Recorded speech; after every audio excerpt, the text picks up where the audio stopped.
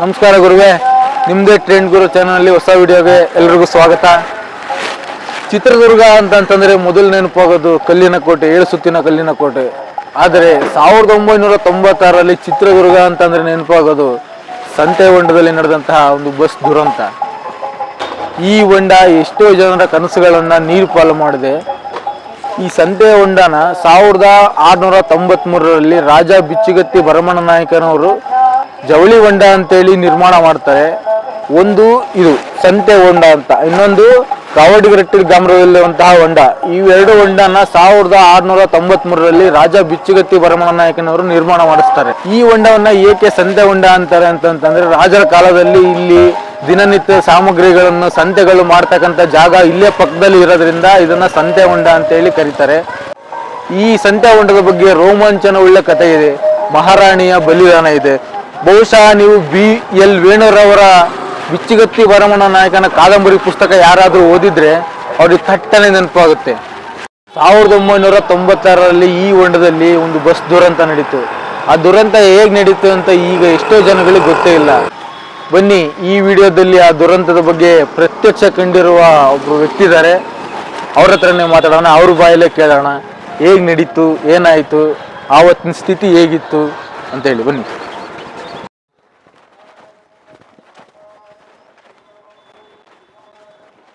ನಿಮ್ಮ ಹೆಸರು? ಸೈಫುಲ್ಲಾ. ಚಿತ್ರದುರ್ಗನ? ಚಿತ್ರದುರ್ಗ ಆಲಿ ಹೊರಪೇಟೆ ಚಿತ್ರದುರ್ಗ.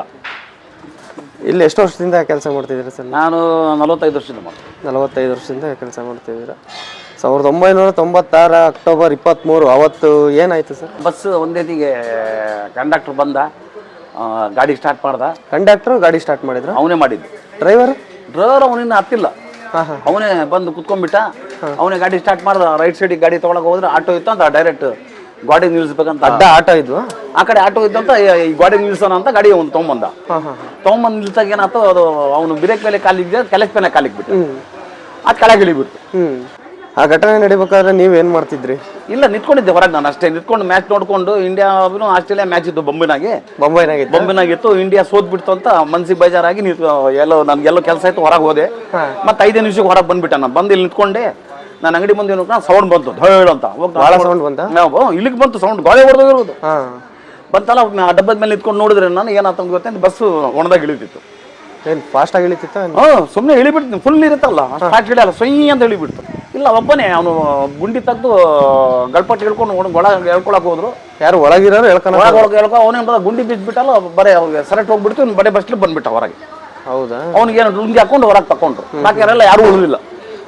ಯಾವ ಬಸ್ ಅದು? ಅದು ಶಿರಡಿ ಮಾದೇವಿ ಬಸ್. ಅದು ಮಹಾದೇವಿ ಬಸ್. 94 ಮಾಡಲ್ ಗಾಡಿ. ಬಸ್ನಲ್ಲಿ ಎಷ್ಟು ಜನ? 63 ಜನ ಏನಿದ್ರು. ಅದು 64 ಜನ ಇದ್ರು. ಎಷ್ಟು ಜನ ಸತ್ತು ಹೋದ್ರು ಅಂತ? ಪೂರ ಹೋಗ್ಬಿಟ್ರು. ಒಬ್ಬನೇ ಉಳಿದಿರೋದು, ಒಬ್ಬನೇ. ಎಲ್ಲ ಹೋಗ್ಬಿಟ್ರು, ಯಾರು ಉಳಿದಿಲ್ಲ ಅದ್ರಾಗೆ. ಹೌದಾ? ಹೆಣ್ಮಕ್ಳು, ಗಂಡ್ಮಕ್ಳು, ಮರಿ ಮಕ್ಕಳು ಯಾರು ಉಳಿದಿಲ್ಲ, ಎಲ್ಲರೂ ಹೋಗ್ಬಿಟ್ರು. ಅವಾಗ ಕಾರ್ಯಾಚರಣೆ ಯಾವ ತರ ನಡೀತು? ಏನಿಲ್ಲ, ಅವಾಗ ಜನ ನಮ್ಮ ಮೇನ್ ರೋಡ್ನಾಗ ಜನ ಎಲ್ಲ 1000 ಜನ ಬಂದ್ಬಿಟ್ರು. ಇಲ್ಲಿ ಇಲ್ಲ, ಅಲ್ಲಿ ಬಂದ್ಬಿಟ್ರು ಮೇನ್ ರೋಡ್ನಾಗೆ. ಆಮೇಲೆ ಎಲ್ಲ ಸುತ್ತ 7 ಗಂಟೆ ಆದ್ಮೇಲೆ ಒಂದು ಹೆಚ್ಚು ಕಮ್ಮಿ ಒಂದು 23,000 ಜನ ಸೇರ್ಬಿಟ್ರು. 20-30 ಬಂದ್ಬಿಟ್ರು ಎಲ್ಲರೂ. ನಮ್ಮ ಡಿಸ್ಟಿಕ್ ಇಂದ ಹಿಡಿದು ಡಿಸ್ಟಿಕ್ ಹೊರಗಿಂದ ಜನ ಎಲ್ಲ ಬಂದ್ಬಿಟ್ರು. ಅಲ್ಲಿ ಬೆಳಿಗ್ಗೆ ಎಲ್ಲ ಫುಲ್ ಕವರ್ ಆಗ್ಬಿಡ್ತೀವಿ. ಪೂರಾ ಪೊಲೀಸ್ ಹಾಕಿ ಕಂಟ್ರೋಲ್ ಮಾಡಿದ್ರು DC. ಅವರು ಸರ್ಕಾರದವ್ರು ಮತ್ತೆ ಯಾವ ತರ ಇದ್ ಮಾಡಿದ್ರು? ಅದೇ ಅದು ತೆಗಿಯಕ್ಕೆ ಯಾರ್ಯಾರಿಗೋ ಇದ್ ಮಾಡಿದ್ರು. ಯಾರು ಒಳಗೆ ಹೋಗ್ತಾರೋ ವಾಪಸ್ ಬಂದ್ಬಿಟ್ರು. ಒಳಗೆ ಇಳಿತಿದ್ರು ಯಾರು? ಇಲ್ಲ, ಯಾರ್ಯಾರು ಏನು ಬಸ್ಸಿಗೆ ಹೊರಗೆ ಹೇಳ್ಕೋಬೇಕಲ್ಲ, ಯಾರ್ಯಾರು ಹೋದ್ರು ಅವ್ರ ಕೈಲಿ ಆಗಿಲ್ಲ, ಹೊರಗೆ ಬಂದ್ಬಿಟ್ರು. ಯಾರ ಕೈಲಿ ಆಗಿಲ್ಲ, ಗೋವಾದವ್ರಿಗೆ ಕರೆ ಕಳಿಸಿದ್ರು. ಗೋವಾದಿಂದ ಬರೋ ತನಕ ಲೇಟ್ ಆಗ್ಬಿಡುತ್ತಲ್ಲ. ಆಮೇಲೆ ಇವ್ರು ಯಾರು ಹೇಳಿದ್ರು, ಜಾಫರ್ ಅಂತ, ಅವ್ರು ಬಂದು ನಾನ್ ಮಾಡ್ತೀನಿ, ನಾನು ಹೋಗಿ ಹಚ್ತೀನಿ ಅಂತ ಹೇಳಿ ಅವ್ರು ಸುರುಂಗ್ ಹೊಡೆದು ಒಳಗೆ ಹೋಗಿ ಟೋಚನ್ ಎತ್ತಿ ಗಾಡಿ ಹಿಡಿದಿದ್ದ. ಅಲ್ಲಿ ತನಕ ಆಮೇಲೆ ಬಂದ್ರು ಗೋವಾದವ್ರು. ಅವ್ರು ಹೋಗಿ ಕೆಳಗೆ ಹೋಗಿ ಉಕ್ ಹಾಕಿದ್ರು. ಹಾಕಿ ಹೊರಗೆ ಬಂದ್ಮೇಲೆ ಗೋವಾದವ್ರು ಬಂದ್ರು. ಬಸ್ ಎತ್ತಬೇಕಾದ್ರೆ ಪೊಸಿಷನ್ ಹೆಂಗಿತ್ತು ಅದು? ಏನಿಲ್ಲ, ಎಲ್ಲರೂ ನೋಡೋರು, ಎಲ್ಲರೂ ಅಳೋರು, ಎಲ್ಲರೂ ನೋಡೋರು, ಎಲ್ಲ ಒಬ್ರು ಉಳಿದಿಲ್ಲ. ಎಲ್ಲ ಒಬ್ರಿಗೊಬ್ರು ಹಿಂಗ್ ದಪ್ಕೊಬಿಟ್ಟಿದ್ದಾರೆ ಒಳಗಿರೋರು. ಮತ್ತೆ ಪಿರಾಣ ಬಿಡ್ಬೇಕು, ಹೆಂಗ್ ಬಿಡ್ಬೇಕು ಮತ್ತೆ ಪಿರಾಣ? ಹಿಂಗೆ ಒಬ್ರು ಬಿಡಲ್ಲ ಪಿಲಾನ. ಅಕ್ಕಪಕ್ಕ ಇದ್ದವರು, ಹಿಂದೆ ಮುಂದೆ ಇದ್ದಾರೆಲ್ಲ ಒಂದಕ್ಕೊಂದು ಹಿಡ್ಕೊಂಡ್ಬಿಟ್ಟಿದ್ರು. ಎಲ್ಲ ಕೈ ಕಾಲೆಲ್ಲ ಬೆಂಡಾಗ್ಬಿಟ್ಟಿದ್ವಿ ಎಲ್ಲ ಒಳಗಿರೋರು. ಆಮೇಲೆ ಅಲ್ಲಿ ತೆಗ್ದು ದೇವಸ್ಥಾನ ಮುಂದ್ಗಡೆ ತೆಗ್ದು ಗಾಡಿ ಹೊರಗೆ ತೆಗ್ದು ನಿಲ್ಲಿಸಿ ಸ್ಟೇಡಿಯಂನ ತೊಗೊಂಡವ್ರು. ಎಲ್ಲಿ? ಸ್ಟೇಡಿಯಂನ ತೊಗೊಂಡೋಗಿ ಬಾಡಿ ಎಲ್ಲರಿಗೆ ಯಾರ್ಯಾರು ಬೇಕು ಅಡ್ರೆಸ್ ಎಲ್ಲ ಕರೆಕ್ಟ್ DC ಆದ್ಮೇಲೆ ಯಾರ್ಯಾರು ಬೇಕು ಅಂತ ಹೇಳಿದ್ರು ಅವರು. ಅವರೆಲ್ಲ ಅಡ್ರೆಸ್ ಎಲ್ಲ ತಂದ ಮೇಲೆ ಬಾಡಿ ಎಲ್ಲ ಎತ್ಕೊಟ್ರು. ಒಟ್ಟ ಒಬ್ಬನ್ ಬಂದಿದ್ದ ನಿಜ ಅದು. ಅವನೊಬ್ಬನ ಹೇಗ್ ಬಂದ ಒಂದು ನಮ್ಮ ಮುಸ್ಲಿಂ ಪೈಕಿ ಲೇಡೀಸ್ ಶಾಯಿನ್ ಅಂತ ಅಮ್ಮ ಏನ್ ಮಾಡ್ಬಿಟ್ಟು ಯಾರು ಒಂದು 5 ನಿಮಿಷ ಮಾತಾಡೋದು ಯಾರು ನಿಂತ್ಕೊಂಡಾಗ ಹಿಂಗೆ ಹತ್ತ ಚೆನ್ನಾಗಿ ಬಸ್ ಹೋತಲ್ಲ ಅಮ್ಮ ಹಂಗೆ ರಿಟರ್ನ್ ಬಸ್ ಕೆಳಗೆ ಹೋತಂತ ಹೊರಗೆ ಬಂದ್ಬಿಟ್ಟು ಆಯಮ್ಮ ಒಂದು ಉಳಿದಿತ್ತು. ಅವನೊಬ್ಬನು ಬಸ್ನಾಗ ಇದ್ದವನೊಬ್ಬನು ಉಳಿದ ಅಷ್ಟೇ. ಒಬ್ಬನು ಯಾವ ತರ ಬಂದ ಜನ ಬರೇ ಬಸ್ಲಿಗೆ ಬಂದ, ಬರೇ ಬಸ್ಲಿಗೆ ಬಂದ. ಯಾರೋ ಲುಂಗಿ ಹಾಕೊಂಡು ಹೊರಗೆ ಹೇಳ್ಕೊಂಡು ತಗೊಂಡು ಫುಲ್ ಕೋಡಿ ಅಲ್ಲಿ ಹಂಗೆ ಹೇಳ್ಕೊಂಡ್ಬಿಟ್ರು ಅವ್ನಿಗೆ. ಫುಲ್ ಕೋಡಿ ಇತ್ತಲ್ಲ ಸಂತೆ ಹೊಂಡ ಎಷ್ಟು ಫುಲ್ ಫುಲ್ ಕೋಡಿ. ಕೋಡಿ ನೀರೆಲ್ಲ ಹೊರಗೆ 1.5 ಮೆಟ್ಲು ಇದ್ದಿದ್ದು ನೀರು ಉಳ್ದಿದ್ದು, ಬಾಕಿದೆಲ್ಲ ಫುಲ್ ಇತ್ತು. ಜನ ಎಲ್ಲ ಫುಲ್ ಸೇರಿದ್ರ? ಅಯ್ಯೋ ರಾತ್ರಿ 10 ಗಂಟೆಗೆ ರಾತ್ರಿ ಎಲ್ಲ ಜನ ಇದೆ. ಮತ್ತೆ ಬೆಳಿಗ್ಗೆ ಅಲ್ಲಿ ಬಂದ್ರೆ ಎಲ್ಲಿ ನೋಡಿದ್ರು ಬರೀ ಜನನೇ. ಆ ಬಸ್ ಒಳಗಡೆ ಎಷ್ಟು ಗಂಟೆ ಇತ್ತು? ಅದೇ ಬೆಳಿಗ್ಗೆ ಸಾಯಂಕಾಲ 6 ಗಂಟೆಗೆ ಏನಾಗ್ತದು, ಮತ್ತೆ ಮಧ್ಯಾಹ್ನ ತೆಗೆದ್ರು ಅವರು. ಅಲ್ಲಿಗೆ 13-14 ಗಂಟೆ, ಒಂದು 16-17 ಗಂಟೆ ಆಯ್ತು. 16-17 ಗಂಟೆವರೆಗೂ ಬಸ್ ಒಳಗಡೆ ಇತ್ತು. ಜನನು ಅಲ್ಲೇ ಸತ್ತಿರೋರೆಲ್ಲ ಅಲ್ಲೇ ಇದಾರೆ. ಈಗ ಈ ಜಾಫರ್ ಅನ್ನೋರು ಒಳಗೆ ಎಗರಿದ್ರು, ಅವರೇ ಹೋಗಿ ಅದು ಟೋಚನ್ ಹತ್ತಿದ್ದಕ್ಕೆ ಹೊರಗೆ ಗಾಡಿ ಬಂದಿದ್ದು.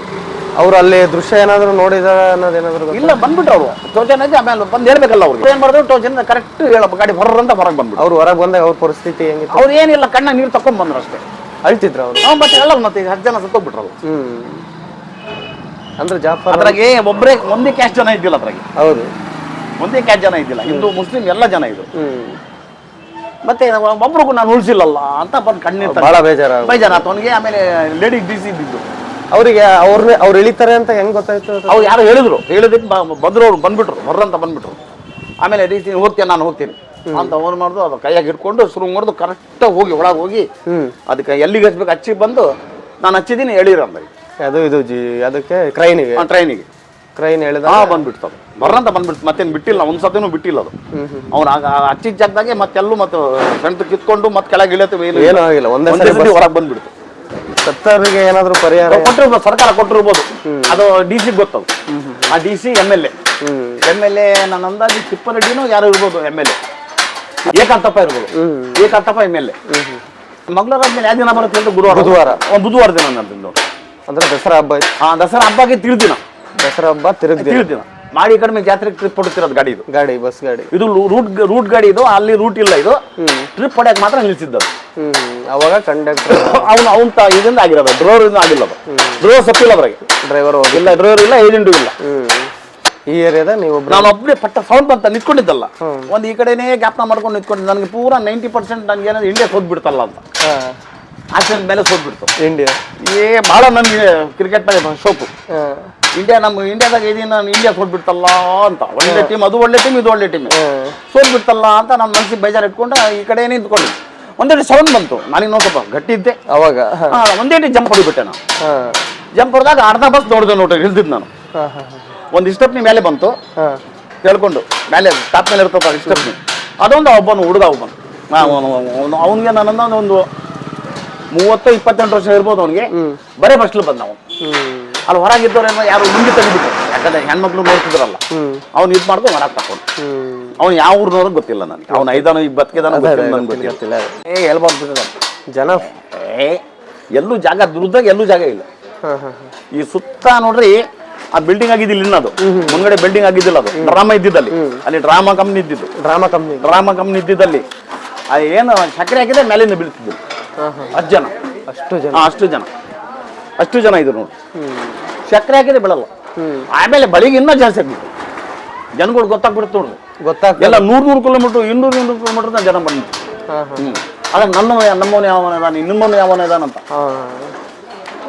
ಅವಾಗ ಕಣ್ಣಿಂದ ನೋಡಿ ಮೇಲೆ ಎಲ್ಲ ಒಂದೊಂದು ಕರೆಕ್ಟ್ ಅಡ್ರೆಸ್ ತಂದ ಮೇಲೆ DC ಪೊಲೀಸ್ ಎಲ್ಲ ಒಂದೊಂದೇ ಬಾಡಿ ಕೊಟ್ಟರು. ಹೆಂಗಿತ್ತು ಅವರೆಲ್ಲ ಎಲ್ಲ ಹೊರಗೆ ಬಂದ್ಮೇಲೆ ಎಲ್ಲ ಸಿಕ್ಕೊಂಡ್ಬಿಟ್ರು. ಪೊಲೀಸ್ ಕಂಟ್ರೋಲ್ ಒಂದು ಚೆನ್ನಾಗಿತ್ತು. ಎಲ್ಲ ನೋಡಕ್ ಹತ್ರಕ್ಕೆ ಯಾರೇ ಬಿಟ್ಟಿಲ್ಲ. ಬಹಳ ಲೆಗ್ದಂಗೆ ಪೊಲೀಸ್ ಎಲ್ಲ ಗನ್ ಮಿಷಿನ್ ಎಲ್ಲ ಹಿಡ್ಕೊಂಡೆಲ್ಲ ಬಹಳ ಜನ ಇದ್ರು. ಎಲ್ಲ ಇಲ್ಲಿಂದ ಬಾಡಿ ಚಕ ಎತ್ಕೊಂಡು ಹೋಗ್ಬಿಟ್ರು. ಅಲ್ಲಿ ಹೆಣಗಳೆಲ್ಲ ಹೆಂಗಿದ್ದು ಎಲ್ಲ ಒಂದಕ್ಕೊಂದು ದಕ್ಕೊಂಡ್ಬಿಟ್ಟಿದ್ರು. ಎಲ್ಲ ಬೆಳ್ಳಗಾಗ್ಬಿಟ್ಟಿದ್ದು. ಎಲ್ಲ ಹಾಕಿ ಅದ್ರ ಮೇಲೆ ಹಾಕಿ ಎಲ್ಲ ಒಂದು ಬಟ್ಟೆ ಹರ್ಕೊಂಡ್ಬಿಟ್ಟಿದ್ದಾರೆ. ಪ್ರಾಣ ಹೋಗ್ತಿರೋದು ಎಲ್ಲ ಅಲ್ಲಿ ಲೈನಿಗೆ ಇಷ್ಟೊಡೆ ಮಲಸಿ ಯಾರ್ಯಾರು ಅಡ್ರೆಸ್ ಎಲ್ಲ ತಂದ್ಕೊಟ್ಟಿದ್ದಾರೆ. ಮುಖ ನೋಡಿ ಅಡ್ರೆಸ್ ಫೋಟೋ ಗಿಟ್ಟೆಲ್ಲ ಒಂದೊಂದೇ ಬಾಡಿಗಳು ಕೊಟ್ಟು. ಅವಾಗ ಲೇಡೀಸ್ ಇದ್ದಿದ್ದದು DC. ಈಗ ಅಕ್ಟೋಬರ್ ಬಂದ್ರೆ ಈಗ 29 ವರ್ಷ. ಅಕ್ಟೋಬರ್ ಬಂದ್ರೆ ಜಾತ್ರೆ ದಸರಾ ಹಬ್ಬ ಆಗಿ ತಿರುದಿನೇ ದಿನನೇ ಆಗಿರೋ ಮಾಡಿ ಕಡಿಮೆ ಜಾತ್ರೆ ಆಗ್ತತ್ತವ. ಅವಾಗ ಆ ಜಾತ್ರೆಗೆ ಟ್ರಿಪ್ ಹೊಡೆಗೆ ಹೋಗ್ತಿರೋದು. ಜನ ಹೋಗ್ತಾರಲ್ಲ, ಕಾಯಿ ಹಣ್ಣು ಮಾಡಕ್ ಹೋಗ್ತಾರೆ, ಜಾತ್ರೆಗೆ ಹೋಗ್ತಾರಲ್ಲ. ಅಂದ್ರೆ ಜಾಫರ್ ಅವ್ರ ಸಾಧನೆ ಬಹಳ. ಅವ್ರು ಬಂದಾಗ ಅಲ್ಲಿ ಗಾಡಿ ಹೊರಗೆ ಬಂದ್ಬಿಟ್ಟಿತ್ತು. ಯಾರು ಗೋವಾದರು ಬಂದ್ರು ಅವರು. ಕರ್ನಾಟಕ ಗೌರ್ಮೆಂಟ್ ಕರೆ ಕಳಿಸಿತ್ತು ಗೋವಾದರ್ನ. JS ಪಟೇಲ್ ಕರೆ ಕಳಿಸಿದ್ರು, ಎಲ್ಲ ಸೇರ್ಕೊಂಡು ಸೆಂಟ್ರಲ್ ಗೌರ್ಮೆಂಟ್ ಅವರೆಲ್ಲ ಸೇರಿ ಕರೆ ಕಳಿಸಿದ್ರು. ಅಲ್ಲೇ ಆಲೆ ಅವರು ಬಸ್ ಇಳ್ದಿದ್ದೇವೆ 2-3 ನಿಮಿಷಕ್ಕೆ ಎಲ್ಲ ಒಂದು ಪ್ರಾಣ ಇಲ್ಲ ಅದ್ರಾಗ. ಈಗ ನೀರೆಲ್ಲ ಇದ್ದಿದ್ದೆಲ್ಲ ಒಂದು ಹೆಚ್ಚು ಕಮ್ಮಿ 30-40 ಪಂಪ್ ಹಾಕಿ ಎಲ್ಲ ನೀರಿಗೆಲ್ಲ ಖಾಲಿ ಮಾಡಿದ್ರು. ಅಷ್ಟು ಅದು 16 ಗಂಟೆ ಒಳಗೆ ಧೈರ್ಯ ಯಾರು ಮಾಡಲಿಲ್ಲ. ಇಲ್ಲ ಯಾರು ಹೋಗಿಲ್ಲ, ಅವನು ಜಾಫರೇ ಹೋಗಿದ್ದ ಅಲ್ಲಿ. ಸುರುಂಗ್ ಹೊಡೆದು ಕರೆಕ್ಟಾಗಿ ಅಲ್ಲಿಗೆ ಟೋಚನ್ ಹಿಕ್ ಬಂದ್ಬಿಟ್ಟು ಆಮೇಲೆ ಹೊರಗೆ ಬಂದು ನಾನು ಹಚ್ಚಿದ್ದೀನಿ 7 ಗಾಡಿ. ಸೀದಾ ತಗೊಂಬಂದು ದೇವಸ್ಥಾನ ಐತಲ್ಲ, ಆ ತರಕಾರಿ ಮಾರ್ತಾರೆ ಅದ್ರ ಮುಂದೆ ನಿಲ್ಸಿದ್ರು. ಈ ಕಡೆ ಮುಖ ಮಾಡಿ ಆ ಕಡೆ ಹಿಂದ್ಗಡೆ ಇದು ಮಾಡಿಸಿ ನಿಲ್ಸ್ಕೊಂಡು ಬಾಡಿ ಎಲ್ಲ ತಕ್ಕೊಂಡು ಅದು ಎಲ್ಲೆಲ್ಲಿ ಬಾಡಿ DC ಎಲ್ಲ ಹೇಳಿತ್ತು, ಪೊಲೀಸ್ DC SP ಅವ್ರು ಹೇಳಿದ್ರು, ಅಲ್ಲಿ ಇಕ್ಕಿ ಎಲ್ಲ ಲೈನಿಗೆ ಬರೆಸಿ ಎಲ್ಲ ಮಾಜೂರು ಮಾಡ್ಬೇಕಲ್ಲ. ಎಲ್ಲ ಮಾಜೂರು ಆದ್ಮೇಲೆ ಇನ್ಶೂರೆನ್ಸ್ ಸ್ಪಾನ್ಸರ್ ಎಲ್ಲ ಬಂದ್ಮೇಲೆ ಬಾಡಿಗಳು ಕೊಟ್ಟಿಲ್ಲ. ಪೋಸ್ಟ್ ಮಾರ್ಟಮ್ ಎಲ್ಲ ಆಗ್ಬೇಕಲ್ಲ, ಅದೆಲ್ಲ ಆಗತ್ತಂಗೆ ಬಾಡಿ ಕೊಟ್ಟಿಲ್ಲ. ಆದ್ಮೇಲೆ ಎಲ್ಲ ಒಂದೊಂದೇ ಬಾಡಿಗಳು ಕೊಟ್ಟಿಲ್ಲ. ಕೇಳಿದ್ರಲ್ಲ, ಇವರೆಲ್ಲ ಹೇಳೋದನ್ನ ಕೇಳ್ತಾ ಇದ್ರೆ ಆ ಭೀಕರ ದುರಂತನ ನೆನೆಸ್ಕೊಂಡ್ರೆ ಇನ್ನೊಂದ್ಸರಿ ಮೈಯೆಲ್ಲ ಜುಮ್ ಅನ್ನುತ್ತೆ. ಆದರೆ ಆ ಭೀಕರ ದುರಂತದಲ್ಲಿ ಪ್ರತ್ಯಕ್ಷವಾಗಿ ಇವರು ನೀರಿನ ಹೊರಗಡೆ ಪ್ರತ್ಯಕ್ಷವಾಗಿ ಕಂಡಂಥ ವ್ಯಕ್ತಿ, ಇನ್ನೊಬ್ರು ನೀರಿನೊಳಗಡೆ ಪ್ರತ್ಯಕ್ಷವಾಗಿ ಕಂಡಂಥ ವ್ಯಕ್ತಿ ಇದ್ದಾರೆ. ಅಂದರೆ ಅವರು ಆ ಬಸ್ನ ಹೊರಗಡೆ ತೆಗಿಯೋಕ್ಕೆ ಇಷ್ಟೆಲ್ಲ ಪ್ರಯತ್ನ ಪಟ್ಟಿದ್ದಾರೆ. ನೀರಿನೊಳಗಡೆ ಏನನ್ನಾಯಿತು, ಹೇಗೆ ಬಸ್ಸು ಹೊರಗೆ ತೆಗೆದ್ರು ಅನ್ನೋಂಥದ್ದು ಪ್ರಮುಖವಾಗಿ ಜಾಫರ್ ಅಂತ ಒಬ್ಬ ವ್ಯಕ್ತಿ ಇದ್ದಾರೆ. ಅವರು ಬಸ್ನ ಹೊರಗೆ ತೆಗೆಯೋಕ್ಕೆ ಪ್ರಯತ್ನ ಪಟ್ಟಂಥವ್ರು, ನೀರಿನೊಳಗಡೆ ಇಳಿದಂಥವ್ರು. ಮೊದಲು ಅವರು ಹೇಗೆ ಬಸ್ನ ಹೊರಗಡೆ ತೆಗಿಯೋಕ್ಕೆ ಪ್ರಯತ್ನ ಪಟ್ಟರು, ಅಲ್ಲಿ ಹೇಗಿತ್ತು ಒಳಗಡೆ ಸ್ಥಿತಿ ಅನ್ನೋದನ್ನ ಅವ್ರ ಬಾಯಲ್ಲೇ ಕೇಳೋಣ ನೆಕ್ಸ್ಟ್ ವಿಡಿಯೋದಲ್ಲಿ.